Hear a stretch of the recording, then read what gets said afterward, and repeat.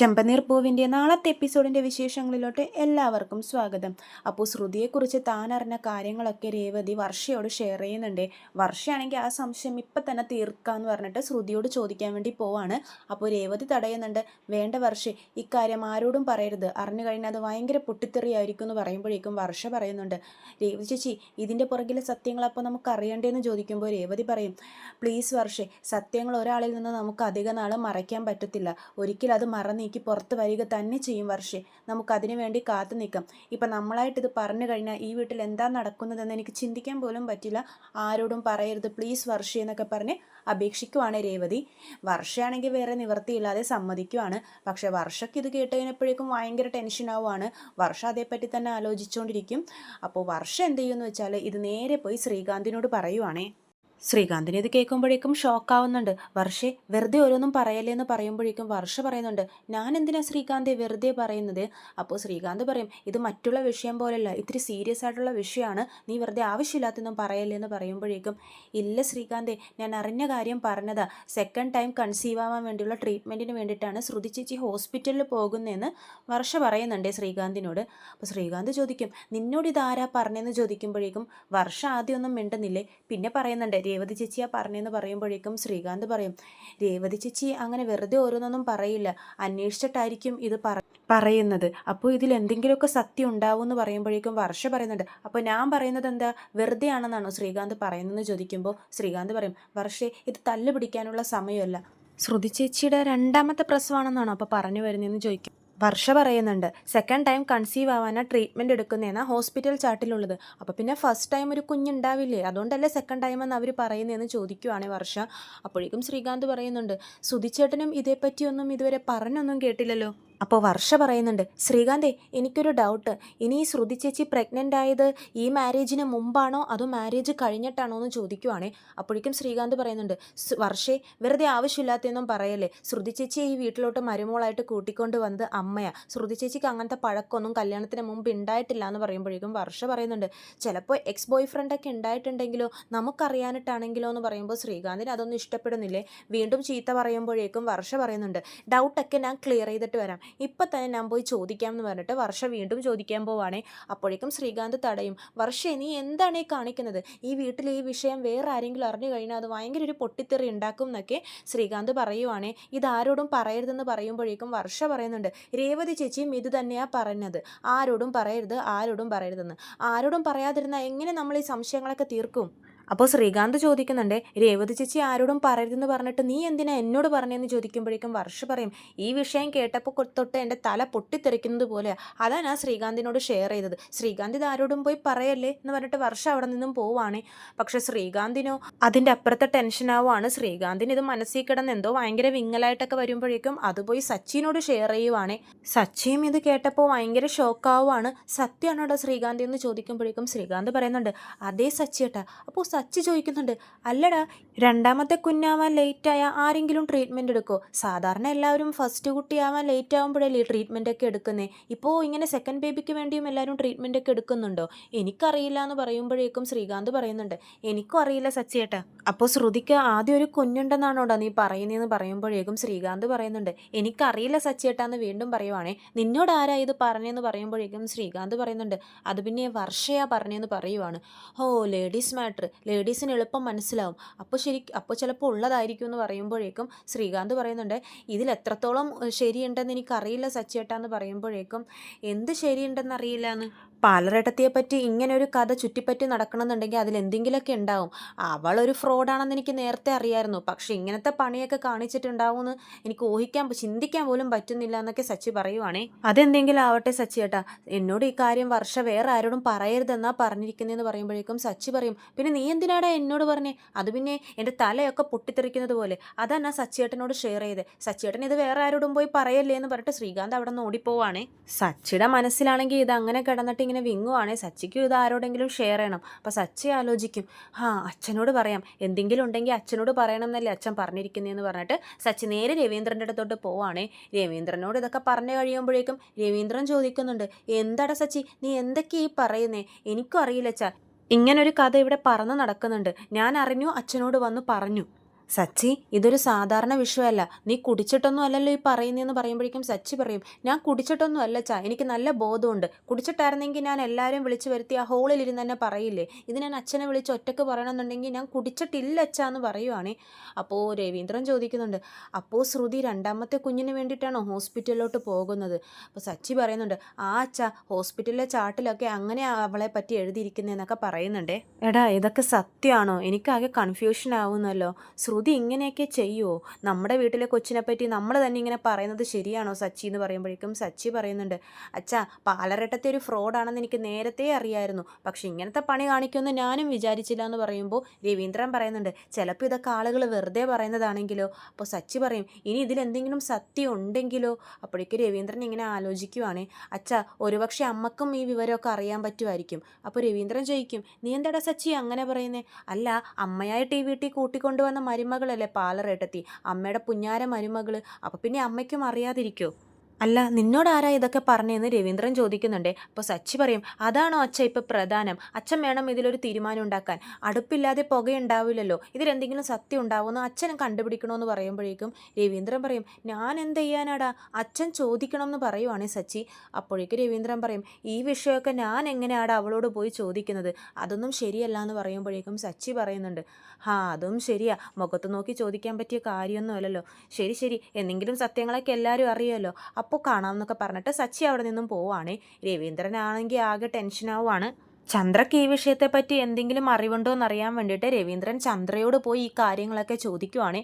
അപ്പോഴേക്കും ചന്ദ്ര ചോദിക്കുന്നുണ്ട്, നിങ്ങളെന്താ രവിയേട്ടാ ഇങ്ങനെയൊക്കെ ചോദിക്കുന്നേ? നമ്മുടെ വീട്ടിലെ കുട്ടീനെ പറ്റി ഇങ്ങനെ തന്നെ നിങ്ങൾ തന്നെ ഇങ്ങനെയൊക്കെ ചോദിക്കുന്നത് ശരിയാണോ എന്ന് ചോദിക്കുമ്പോഴേക്കും രവീന്ദ്രൻ പറയും, ഞാനല്ല, ഇങ്ങനെ ഒരു കഥ ഇവിടെ പറന്ന് നടക്കുന്നുണ്ട്, ഞാൻ അത് അറിഞ്ഞത് നിന്നോട് ചോദിച്ചു എന്നേ ഉള്ളൂ. നിനക്ക് ഈ വിഷയത്തെപ്പറ്റി എന്തെങ്കിലും അറിവുണ്ടോ എന്ന് ചോദിക്കുമ്പോഴേക്കും ചന്ദ്ര പറയും, ഞാൻ എങ്ങനെ അറിയാനാ, അവരുടെ കല്യാണം കഴിഞ്ഞിട്ട് 1 വർഷം പോലും ആയിട്ടില്ല, അപ്പോൾ പിന്നെ ഇങ്ങനെയൊക്കെ നടക്കുമോ? ഇതൊക്കെ ആരെങ്കിലും ഉണ്ടാക്കി പറയുന്ന കഥകളായിരിക്കും എന്നൊക്കെയാണ് ചന്ദ്ര പറയുന്നത്.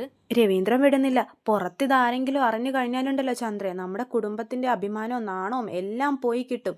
നിനക്ക് എന്തെങ്കിലും ഇതേപ്പറ്റി അറിയാമെങ്കിൽ പറ ചന്ദ്ര എന്ന് പറയുമ്പോഴേക്കും ചന്ദ്ര പറയുന്നുണ്ട്, എനിക്കൊന്നും അറിയില്ല രവിയേട്ടാ, ഇത് കേട്ടപ്പോൾ തൊട്ട് എൻ്റെ നെഞ്ച് പടപടാന്നിടിക്കുക, സത്യമായിട്ടും എനിക്കറിയില്ല എന്ന് പറയുവാണേ ചന്ദ്ര.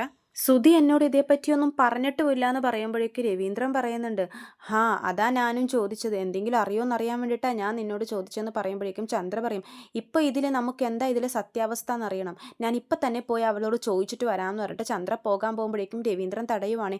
ചന്ദ്ര, നീ എവിടെ പോവാ? ഇങ്ങനെ അവസരപ്പെട്ട് എളുപ്പം പോയൊന്നും ചോദിക്കല്ലേ, പെട്ടെന്നൊന്നും ചോദിക്കണ്ട. അപ്പോൾ ചന്ദ്ര പറയും, പിന്നെന്ത്, 10 വർഷം കഴിഞ്ഞിട്ട് വേണോ ചോദിക്കാൻ? അറിയാനുള്ളത് ഇപ്പം തന്നെ അറിയണം, എല്ലാ സംശയങ്ങളും എനിക്ക് ഇപ്പം തന്നെ തീർക്കണം എന്ന് പറഞ്ഞിട്ട് ചന്ദ്ര ദേഷ്യത്തിൽ ഡോറും തുറന്ന് പോവാണേ. രവീന്ദ്ര തടയാൻ നോക്കിയിട്ടൊന്നും നിൽക്കുന്നില്ല. ശ്രുതി, എടി ശ്രുതി എന്ന് പറഞ്ഞ് വിളിച്ച് കൂവാണേ. അപ്പോഴേക്കും ശ്രുതി വരുവാണ്. എന്താ അമ്മേ, എന്താ ശ്രുതിയെ വിളിക്കുന്നതെന്ന് ചോദിക്കുമ്പോഴേക്കും ചന്ദ്ര ചോദിക്കുന്നുണ്ട്, നിന്റെ പേര് ശ്രുതി എന്നാണോ? അല്ലല്ലോ, മാറി നിൽക്കാം അങ്ങോട്ട്. എടി ശ്രുതി. അപ്പോൾ ശ്രുതി പറയുന്നുണ്ട്, ശ്രുതി അവിടെ ഇരുന്ന് കണക്ക് നോക്കുക അമ്മേ, അവൾ എന്തെങ്കിലും നോക്കട്ടെ, എനിക്ക് അവളോട് ഇങ്ങോട്ടേക്ക് വരാൻ പറഞ്ഞേ. ശ്രുതി, നീ ഇങ്ങോട്ടേക്ക് വരുന്നോ അതോ ഞാൻ അങ്ങോട്ടേക്ക് കയറി വരണോ എന്ന് പറഞ്ഞ് ഹോളിൽ കിടന്ന് ഭയങ്കര ഒച്ചപ്പാടാണ് ഈ ചന്ദ്ര. ചന്ദ്രയുടെ ബഹളം കേട്ട് എല്ലാവരും കൂടുവാണേ ഹോളിൽ. ചന്ദ്ര ഒച്ച വെക്കുന്നത് കേൾക്കുമ്പോൾ തന്നെ രേവതിക്ക് കാര്യം മനസ്സിലാവുന്നുണ്ട്, ഇത് ചന്ദ്ര അറിഞ്ഞിട്ട് ശ്രുതിനോട് ചോദിക്കാനുള്ള പുറപ്പാടാണെന്ന്. ശ്രുതി വരുമ്പോഴേക്കും ചന്ദ്ര ചോദിക്കുന്നുണ്ട്, എന്താടി, നിന്നെപ്പറ്റി എന്തൊക്കെയാണ് ഞാൻ ഈ കേൾക്കുന്നത്? നിന്നെക്കുറിച്ച് ഇത്തരം കഥകളൊക്കെ കേൾക്കേണ്ടി വരുമെന്ന് ഞാൻ സ്വപ്നത്തിൽ പോലും വിചാരിച്ചില്ല. നീ ആരാ, എന്താ നിന്റെ ഫ്ലാഷ് ബാക്ക്, ഒന്ന് തെളിച്ച് പറയടി എന്നൊക്കെ പറഞ്ഞ് ചന്ദ്ര ബഹളം വെക്കുവാണേ. ശ്രുതിക്കാണെങ്കിൽ ടെൻഷൻ കൂടി വരുവാണ്. ശ്രുതി വിചാരിക്കുന്നുണ്ട്, അയ്യോ ആൻറ്റി എന്തോ സത്യങ്ങളൊക്കെ അറിഞ്ഞിട്ടുണ്ട്, അങ്ങനെ അറിഞ്ഞതിനുള്ള ദേഷ്യം ഇതെന്നൊക്കെ ശ്രുതി മനസ്സിൽ വിചാരിക്കുന്നുണ്ട്. എന്നിട്ട് ഒന്നും അറിയാത്ത പോലെ ചോദിക്കും, എന്താ ആൻറ്റി, ആൻറ്റി പറയുന്നതൊന്നും എനിക്ക് മനസ്സിലാകുന്നില്ല എന്ന് പറയുമ്പോൾ ചന്ദ്ര പറയും, നിന്നെപ്പറ്റി ഞങ്ങൾക്കാ മനസ്സിലാവാത്ത, നിൻ്റെ ജീവിതം എന്താ, നിൻ്റെ ജീവിതം മൊത്തം ഒരു എനിക്ക് കെട്ടുകഥ പോലെയാ തോന്നുന്നത്. അപ്പോൾ ശ്രുതി പറയും, ആൻറ്റി ഒന്ന് തെളിയിച്ച് പറ, ഞാൻ ചോദിക്കുന്ന ചോദ്യങ്ങൾക്ക് നീ കൃത്യമായ ഒരു മറുപടി എനിക്ക് തരണം എന്ന് പറയുവാണേ ചന്ദ്ര. ആൻറ്റി എന്തിനെപ്പറ്റിയാണ് ചോദിക്കുന്നതെന്ന് എനിക്ക് മനസ്സിലാവുന്നില്ല എന്ന് ശ്രുതി പറയുമ്പോഴേക്കും ചന്ദ്ര ചോദിക്കുന്നുണ്ട് ദേഷ്യത്തിൽ തന്നെ, നിനക്കൊരു കുഞ്ഞുണ്ടോ ശ്രുതി എന്ന് ചോദിക്കുവാണ്. ശ്രുതി ആ ചോദ്യത്തിൽ ഇങ്ങനെ ഞെട്ടിപ്പോകുവാണ്. അപ്പോഴേക്കും എല്ലാവരും പരസ്പരം നോക്കുവാണ്, കാരണം ആരോടും പറയരുതെന്ന് പറഞ്ഞ കാര്യം കറങ്ങി കറങ്ങി ചന്ദ്രയുടെ ചെവിയിലെത്തിയല്ലോ. രേവതി വർഷയും വർഷ ശ്രീകാന്തിനെയും ശ്രീകാന്ത് സച്ചി ഇങ്ങനെ നോക്കിക്കൊണ്ട് നിൽക്കുവാണേ. അപ്പോഴേക്കും ശ്രുതി ആകെ വല്ലാണ്ടാവുകയാണ്. ചന്ദ്ര പക്ഷെ നിർത്തുന്നില്ല. മര്യാദക്ക് പറ, നിന്റെ കല്യാണം ഇതിനു മുമ്പ് കഴിഞ്ഞതാണോ? നിനക്കതിലൊരു കുട്ടിയുണ്ടോ എന്നൊക്കെ ചോദിക്കുമ്പോഴേക്കും ശ്രുതി ഇങ്ങനെ പൊട്ടിക്കരയുവാണേ. എന്നിട്ട് പറയുന്നുണ്ട്, ആൻറ്റി എന്താ ആൻറ്റി ഇങ്ങനെ എല്ലാവരുടെ മുമ്പിലും ഇങ്ങനത്തെ ചോദ്യങ്ങളൊക്കെ ചോദിക്കുന്നേ, എന്താ ആൻറ്റി ഇതെന്നൊക്കെ ചോദിച്ച് കരയുമ്പോഴേക്കും ചന്ദ്ര പറയും, ശ്രുതി നീ മര്യാദയ്ക്ക് എനിക്കൊരു ഉത്തരം താ, കാരണം ഞാനായിട്ട് ഈ വീട്ടിലോട്ട് കൂട്ടിക്കൊണ്ടുവന്ന മരുമകളാ നീ, നിന്നെ ഞാൻ തലയെ കയറ്റി വെച്ചാൽ നടന്നിരുന്നത്, എനിക്കിതിനൊരു ഉത്തരം കിട്ടിയേ പറ്റൂ എന്ന് പറയുമ്പോഴേക്കും ശ്രുതി പറയുന്നുണ്ട്, അമ്മേ ശ്രുതി എപ്പോൾ ഗർഭിണിയാവാനാ, ശ്രുതി ഇതുവരെ ഗർഭിണിയായിട്ടില്ല, ശ്രുതി നീ മിണ്ടാതിരുന്നോ, ഞാൻ ഇവളോടാ ചോദിക്കുന്നത്, പറ ശ്രുതി നിനക്കൊരു കുഞ്ഞുണ്ടോ എന്ന് ചോദിക്കുവാണേ. ശ്രുതി എന്ത് പറയണം എന്നറിയാതെ ഇങ്ങനെ വയ്യാണ്ടിരിക്കുവാണ്. മറ്റുള്ളവരാണെങ്കിലോ ശ്രുതി എന്താ പറയുന്നറിയാൻ ഇങ്ങനെ ആകാംക്ഷയോടെ ഇരിക്കുവാണ്. ചന്ദ്ര നിർത്തുന്നില്ല, നീ ഇതിനു മുമ്പ് ഗർഭിണി ആയിട്ടുണ്ടോ ശ്രുതി എന്ന് ചോദിക്കുമ്പോഴേക്കും ശ്രുതി വീണ്ടും, എന്തിനാ ആൻറ്റി ഇങ്ങനെ എല്ലാവരുടെ മുമ്പിലും എന്നെ നാണം കെടുത്തുന്നത്, നീ ഹോസ്പിറ്റലിൽ പോയായിരുന്നോ ഇല്ലയോ എന്ന് ചോദിക്കുമ്പോഴേക്കും ശ്രുതി പോയിരുന്നു എന്ന് പറയുവാണേ. അപ്പോൾ ചന്ദ്ര ചോദിക്കുന്നുണ്ട്, അവർ പറഞ്ഞു നീ രണ്ടാമത്തെ കുഞ്ഞിന് വേണ്ടിയിട്ടുള്ള ട്രീറ്റ്മെൻറ്റിന് വേണ്ടിയിട്ടാണ് അവിടെ വന്നിരിക്കുന്നതെന്ന്, അത് ശരിയാണോ എന്ന് ചോദിക്കുവാണേ. അപ്പോഴേക്കും ശ്രുതി ഒന്നും മിണ്ടാതെ ഇങ്ങനെ നിൽക്കുവാണേ. എല്ലാവരും ശ്രുതി എന്ത് പറയുമെന്നറിയാൻ നോക്കി നിൽക്കുവാണ്. ചന്ദ്ര പറയുന്നുണ്ട്, പറയടി നീ എന്താ ഒന്നും മിണ്ടാതെ നിൽക്കുന്നതെന്ന് പറഞ്ഞ് ശ്രുതിയെ പിടിച്ച് കുലുക്കുവാണേ. രവീന്ദ്രൻ പറയുന്നുണ്ട്, ചന്ദ്രേ നീ ഇത് അവളെ ഒറ്റയ്ക്ക് മുറിയിൽ വിളിച്ചിരുത്തി കൊണ്ടുപോയി സംസാരിക്കേ. അപ്പോൾ ചന്ദ്ര പറയും, എന്തിന്, ഇതിനുത്തരം അവൾ ഇവിടെ എല്ലാവരുടെ മുമ്പിലും ഇപ്പം തന്നെ എൻ്റെ അടുത്ത് പറഞ്ഞിരിക്കണം, എനിക്കൊരു ശരിയായിട്ടുള്ള മറുപടി കിട്ടിയേ പറ്റൂ, പറയൂ ശ്രുതി നീ പോയായിരുന്നോ, രണ്ടാമത്തെ കുഞ്ഞിന് വേണ്ടിയിട്ടുള്ള ട്രീറ്റ്മെൻറ്റിന് വേണ്ടിയിട്ടല്ലേ നീ അങ്ങോട്ട് പോയതെന്നൊക്കെ പറഞ്ഞ് ശ്രുതിയോട് പൊട്ടിത്തെറിക്കുവാണേ ചന്ദ്ര. ശ്രുതിയാണെങ്കിൽ കരഞ്ഞ് തളരുവാണേ. അപ്പോഴേക്കും ശ്രുതി വരും, ശ്രുതി എന്താ ഇവിടെ നടക്കുന്നേ, നീ എപ്പോഴാ ഹോസ്പിറ്റലിൽ പോയേ, അമ്മ എന്തൊക്കെയാ ഇവിടെ പറയുന്നേ, എന്താ സംഭവിക്കുന്നത്, എനിക്കൊന്നും മനസ്സിലാവുന്നില്ല എന്ന്, നീ എന്തിനാ ഇങ്ങനെ കരയുന്നേ, പറ ശ്രുതി എന്ന് പറയുമ്പോഴേക്കും ശ്രുതി പറയുന്നുണ്ട്, ഞാൻ എൻ്റെ വിധിയെ ഓർത്ത് കരയുവാ ശ്രുതി. ചന്ദ്ര വിടുന്നില്ല, ശ്രുതി നീ ഇപ്പോഴും ഞാൻ ചോദിച്ച ചോദ്യത്തിന് മറുപടി പറഞ്ഞിട്ടില്ല, പറയടി എന്ന് പറയുമ്പോഴേക്കും ശ്രുതി പറയുന്നുണ്ട്, ശരി ആൻറ്റി, ഞാൻ രണ്ടാമത് തവണ ഗർഭിണിയാവാൻ വേണ്ടിയിട്ടുള്ള ട്രീറ്റ്മെൻറ്റിനാണ് ഹോസ്പിറ്റലിൽ പോയെന്ന് പറയുവാണ് ശ്രുതി. അപ്പോഴേക്കും എല്ലാവരും ഇങ്ങനെ ഞെട്ടുവാണ്, പരസ്പരം നോക്കുവാണ് എല്ലാവരും. ശ്രുതി നീ എന്താ ഈ പറയുന്നേ, നീ ഒരു പ്രാവശ്യം പോലും കൺസീവ് ആയിട്ടില്ലല്ലോ, നീ എന്തൊക്കെയാ ശ്രുതി വിളിച്ച് പറയുന്നതെന്ന് പറയുമ്പോഴേക്കും ശ്രുതി പറയുന്നുണ്ട്, ഇല്ല ശ്രുതി ഞാൻ ഒരു പ്രാവശ്യം ഗർഭിണിയായിരുന്നു എന്ന് പറയുവാണ്. അപ്പോഴേക്ക് ചന്ദ്ര ഇങ്ങനെ നല്ല ദേഷ്യം കയറി വരുവാണേ, പറയടി നീ എപ്പോഴാണ് ഗർഭിണിയായത്, കല്യാണത്തിന് മുമ്പാണോ അതോ കല്യാണത്തിന് ശേഷമാണോ എന്ന് ചോദിക്കുവാണേ. ശ്രുതി ആ ചോദ്യത്തിൽ ഞെട്ടിപ്പോവാണ്. ഒന്നും മിണ്ടാതെ അവിടെ എഴുന്നേറ്റ് നിന്നിട്ട് ചന്ദ്രയുടെ അടുത്തോട്ട് വന്ന് നിന്ന് പറയുന്നുണ്ട്, എന്തിനാ ആൻറ്റി ഇങ്ങനെയൊക്കെ എന്നോട് ചോദിക്കുന്നത്, ഞാൻ എന്താ അത്തരത്തിലുള്ളൊരു പെണ്ണാണോ എന്നൊക്കെ കരഞ്ഞു മെഴുകുവാണ് ശ്രുതി. എന്നിട്ട് പറയുന്നുണ്ട്, എൻ്റെ വയറ്റിൽ ജനിച്ച കുഞ്ഞ് അത് ശ്രുതിയുടെ കുഞ്ഞായിരുന്നു എന്ന് പറയുവാണേ. എന്താ മോളെ നീ പറയുന്നേ, അപ്പോൾ കല്യാണത്തിന് ശേഷമാണ് നീ ഗർഭിണിയായെന്നാണോ പറയുന്നതെന്ന് രവീന്ദ്രൻ ചോദിക്കുന്നുണ്ട്. ശ്രുതി അതേ അങ്കിൾ എന്ന് പറയുമ്പോഴേക്കും ശ്രുതി ചോദിക്കുന്നുണ്ട്, ഇതെപ്പോൾ ശ്രുതി, ഞാൻ അറിഞ്ഞില്ലല്ലോ എന്ന് പറയുവാണ്. അപ്പോൾ ശ്രുതി പറയും, കുറച്ച് മാസങ്ങൾക്ക് മുമ്പ് ഞാൻ ഗർഭിണി ആയായിരുന്നു ശ്രുതി. അപ്പോൾ ചന്ദ്ര ചോദിക്കും, എന്നിട്ട് ആ കുഞ്ഞെവിടെയെന്ന് ചോദിക്കുവാണ്. അപ്പോഴേക്കും ശ്രുതി ഇങ്ങനെ ചന്ദ്രയെ സൂക്ഷിച്ച് നോക്കുന്നുണ്ട്.